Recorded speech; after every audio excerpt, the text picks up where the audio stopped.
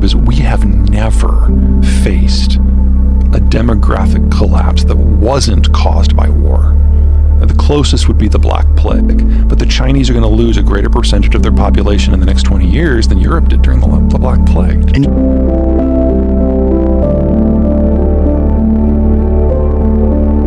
Well, for the Europeans who have been dealing with the Russians for 3 centuries, this is kind of par for the course.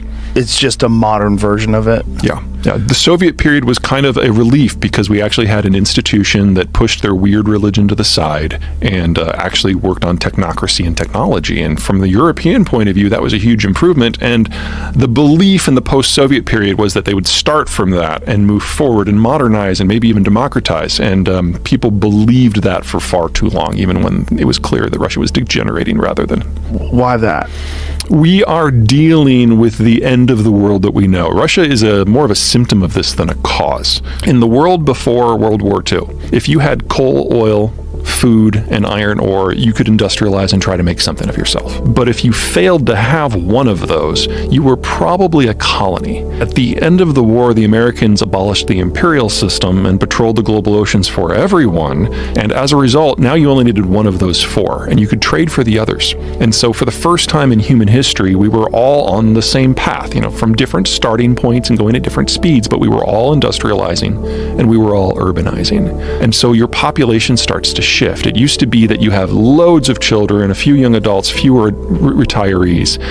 It's kind of a pyramid. But as you urbanize, your pyramid opens up into a column because you have fewer kids, but everyone's living longer. And as long as your population is a column, economic growth is spectacular because you don't have to spend a lot of money on your kids. You're not old enough that you have a lot of retirees, but you got a lot of people in their 20s and 30s to build things and buy things, and then a lot of people in their 40s and 50s to do the investing. The rich world was a population column from 1945 to 1992. And with the end of the Cold War, the developing world became a column in 1992 until now. The problem is that this is all temporary because birth rate keeps dropping, people keep living older, and your column eventually inverts into an open pyramid, upside down. And now you no longer have children, you no longer have a replacement generation at all. And there aren't enough people in their 20s and 30s to buy everything. And there aren't enough people in their 40s and 50s to pay for the retirees.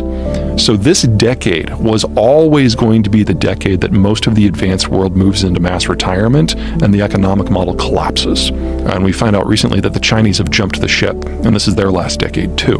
We are at the end of it. And we have to go back to a world where trade is more focused on the countries that have a better demographic and security infrastructure because the Americans are no longer patrolling the global oceans anymore. So we're losing the security ramifications of an open system.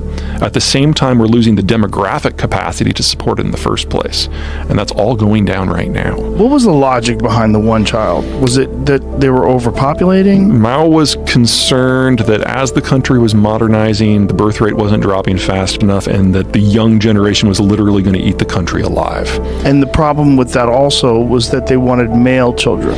Yeah, there's a cultural aspect to that too. And obviously, men can't have kids on their own. And so what are the other problems that they're encountering that leads you to believe that they only have 10 years left? Well, without young people, we've seen their labor costs increase by a factor of 14 since the year 2000. So Mexican labor is now 1/3 the cost of Chinese labor. Their educational system focuses on memorization over skills. So despite $1 trillion of investment in a bottomless supply of intellectual property theft, they really haven't advanced technologically in the last 15 years. Mexican labor is probably about twice as skilled as Chinese labor now, even though it's 1/3 the cost. They've consolidated into an ethnic-based, paranoid, nationalistic cult of personality. So we now have tech barricades that prevent the Chinese from buying the equipment, the tools, or the software that's necessary to make semiconductors. In fact, he went so far as to say any Americans working in the sector have to either quit or give up their American citizenship. Every single one of them either quit or was transferred abroad within 24 hours. And the challenge for the rest of us is to figure out how we can get along without them, because they are going away. Well, if you say they're going away, clearly they're not just going to lay down. They're no, they'll going to try to adjust. Yeah, they'll die. Right? Like if we impose the kind of sanctions that we've imposed on Russia, if China decides to invade Taiwan and the world stands up and the world imposes sanctions on China, how does that go? You put the sanctions that are on the Russians on Beijing, and you get a deindustrialization collapse and a famine that kills 500 million people in under a year. And the Chinese know this. They can only push so hard.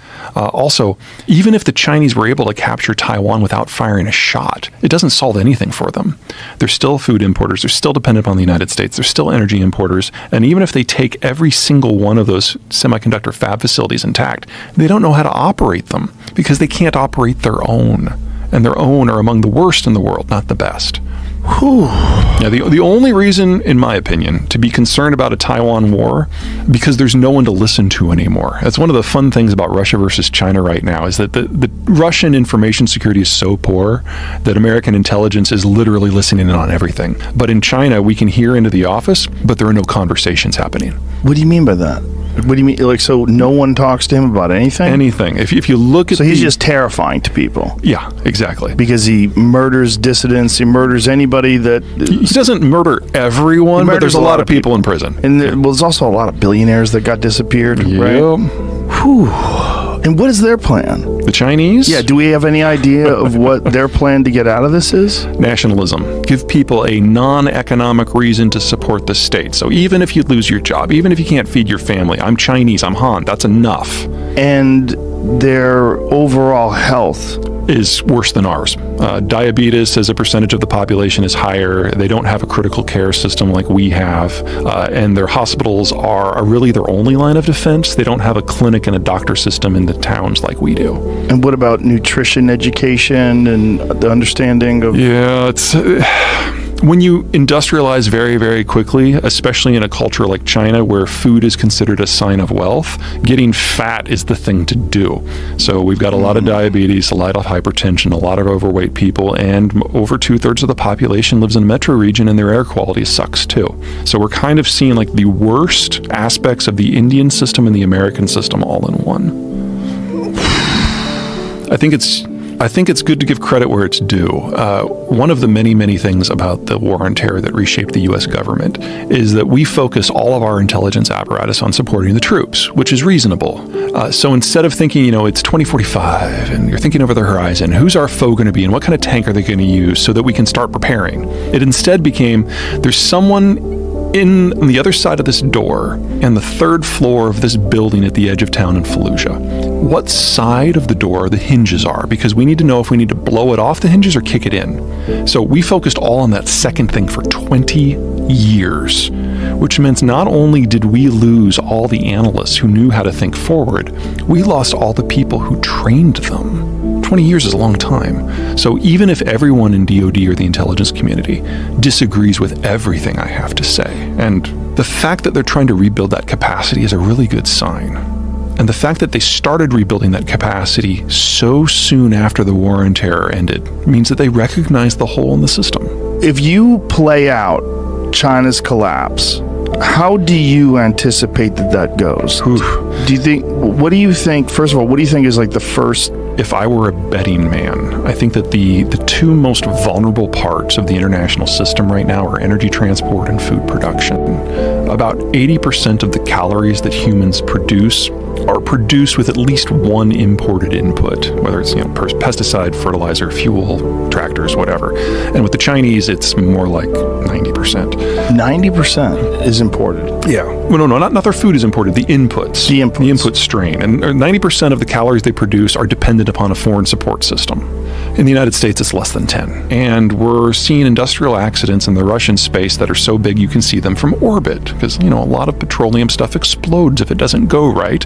And the Russian facility has been held together with duct tape and Western tech for a while now. That's all gone now. About 1 million barrels a day of Russian crude fall offline within the next few weeks as part of the price cap that the Europeans are putting into place. But more important, all the insurance firms have said they're not going to deal with Russia anymore. So you're not supposed to sail at all with your ship if you don't have an insurance policy.